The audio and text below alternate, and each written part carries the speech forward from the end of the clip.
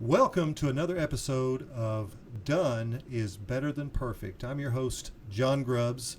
Welcome to the show.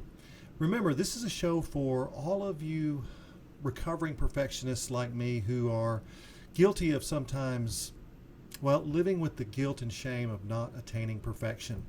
And, if this show does anything for you, I hope it's to help you grow as an individual, to help you grow as a leader, but also it's learning that you can take anywhere, that you can sharpen your axe when you're at the gym or when you're on the road or when you're stuck in traffic or anytime that you want to just do some self-improvement, to get better at this thing we call life. So I would love it if you would share your comments, like, and even subscribe to the channel so that you can get notified whenever I post a new show. This show is something that I'm getting a lot of positive feedback for. People are starting to realize that learning can be something mobile, can be something that we can experience at any time in our lives. And to start the show, I wanted to share something with you to kind of set the stage for today's topic. And it comes to us in the news. So here's today's primer for this video. It's never too late to do something great. Sarah Yerkes was in her 90s when a friend invited her to try something new. A graduate of Harvard University's Graduate School of Design, Yerkes had decade-long careers in landscape architecture, sculpting, and even some time doing paper mache. But as she aged, sculpting became challenging for her physically.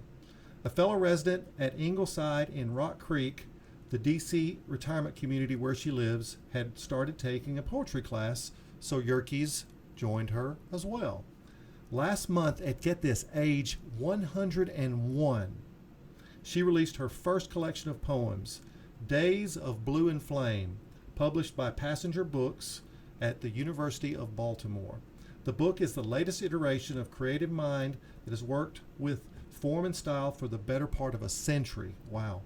And here's her quote: "I feel really good, like the fairies were standing over my cradle, giving me the oomph to create." Yerkes said recently while eating breakfast of cornflakes and toast in her apartment. "I was living in the Watergate, and I didn't have much to do, and I thought, oh my, what's going to happen to me?" She heard about a sculpture class starting up nearby, so I went pottering down to the Corcoran, and I just loved it. So I kept on going down to the Corcoran twice a week, and I got to the point where I was wanting to start growing and showing what I was doing. She worked as a sculptor for nearly 80 years when she and her husband moved to Ingleside. There was less room to work, and her stamina began to flag. I was starting to make small pieces, and I sort of just ran out of steam.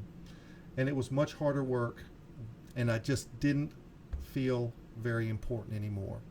So at 101 years old, this lady publishes a book of poems. And I want you to remember, it's never too late to do something great. Just do it.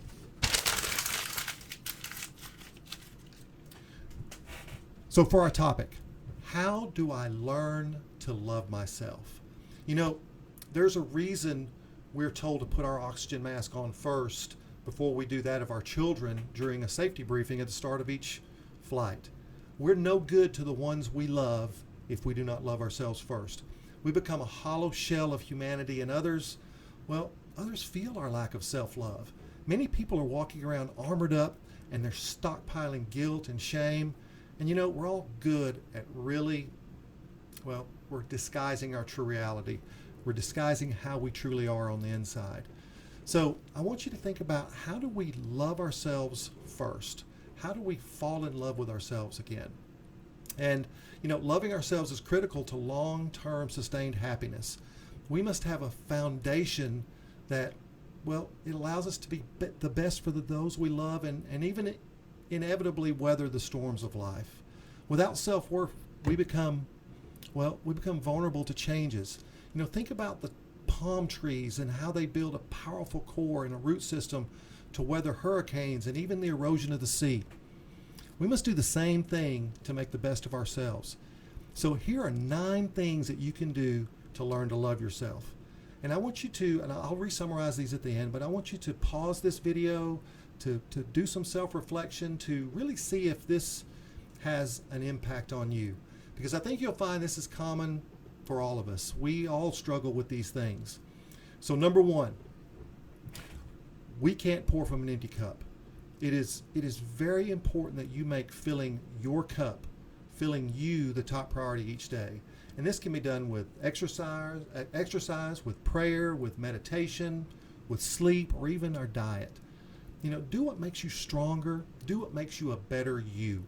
And it may seem selfish to put yourself first, but think of it this way.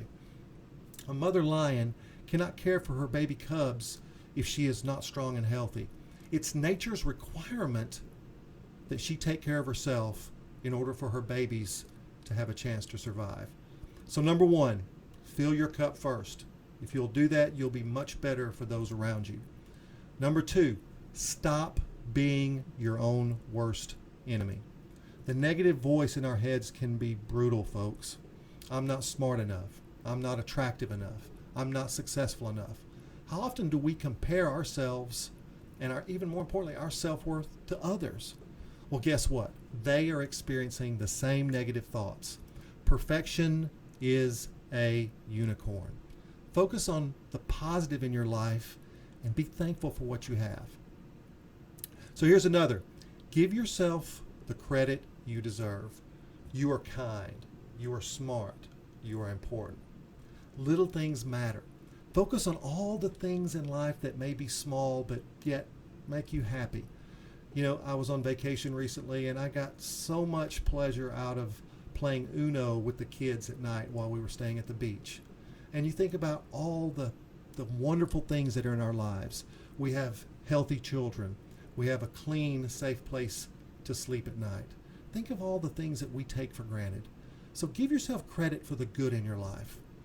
Here's another. Focus on feeling healthy.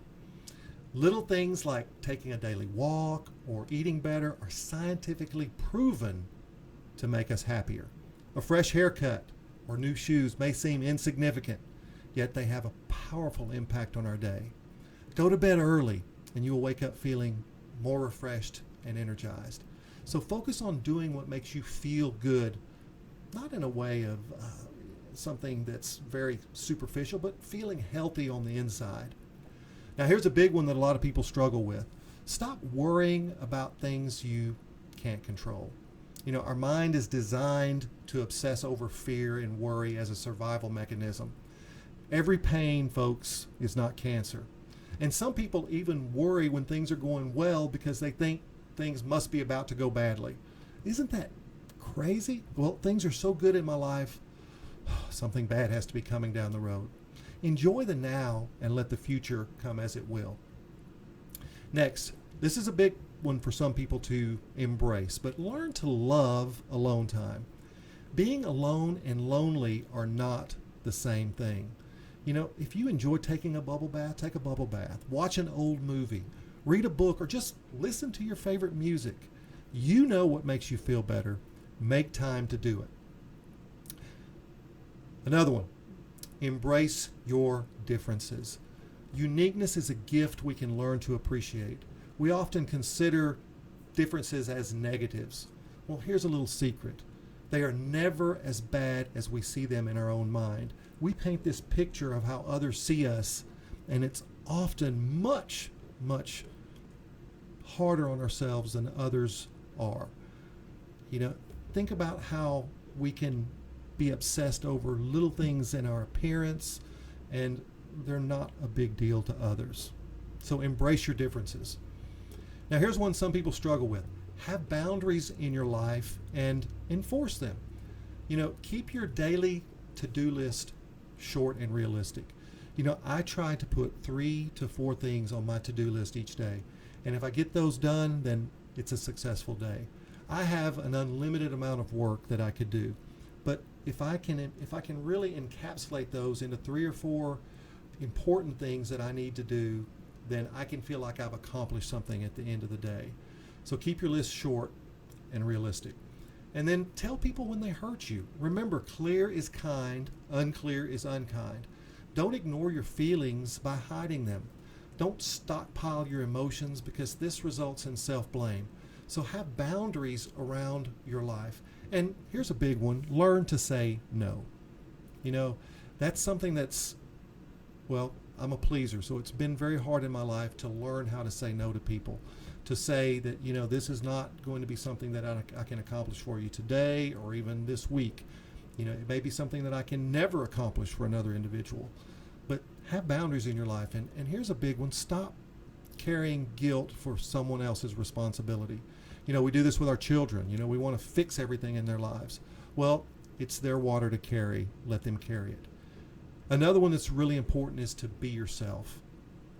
As a public speaker and a consultant from the great state of Texas, I've been hard on myself in the past about my accent. Well, guess what? I don't know where I heard it. It may have been online, it may have been on TV, but the Texas drawl was recently voted the sexiest accent in America. Go Texas. So let's summarize. If you want to be happy, take care of yourself first. You cannot pour from an empty cup. And stop beating up on yourself. We are sometimes our own worst enemy when it comes to our happiness, when it comes to our self-worth. And give yourself the credit you deserve. There are so much more good things going on in our lives, and we don't often give ourselves credit for those and obsess about the few things that are negative. Focus on feeling healthy. Whatever you need to do to make you feel healthy, whether it's taking a walk, going to the gym, running, swimming, do what makes you feel healthy. Try to stop or minimize worry. There are things that we can control and things that we can't. If we worry about things we can't control, we are never going to be happy. Love your alone time. Your alone time is important. As I said earlier, remember, being alone and lonely are not the same thing. Sometimes we need our alone time to charge our batteries, to make us feel like we're taking care of ourselves in that moment. Embrace our differences. You are different on purpose. In one of my books, I wrote a chapter called Anti-Ordinary. And, as kids, and especially as teenagers, we have this obsessive need to fit in with our peer group. Well, guess what? Fitting in and being ordinary or being common they just don't reveal opportunity in life. So embrace your differences. Set boundaries and enforce them. Say no. And most importantly, be yourself. So if you'll do these 9 things, I think it will it'll make you much better as the person you want to be in your own mind. So let's conclude. The voice in your head is far more influential than the voice of others. Your self-talk is critical. When I'm coaching individuals, I'll often ask them, what's your self-talk about this topic? Be mindful of what you're saying to yourself in your mind. Write these 9 things down and stick them on your morning mirror. Read them every morning when you're brushing your teeth. You will start each day with a positive affirmation.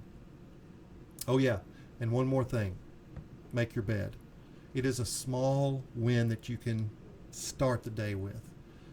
So, if you've enjoyed this show, I hope that you will not only share it with other people that you love through social media or whatever platform that you use to get information in your life, but I'll hope that you summarize, or that you will take this video and make it something that can enrich the lives of others.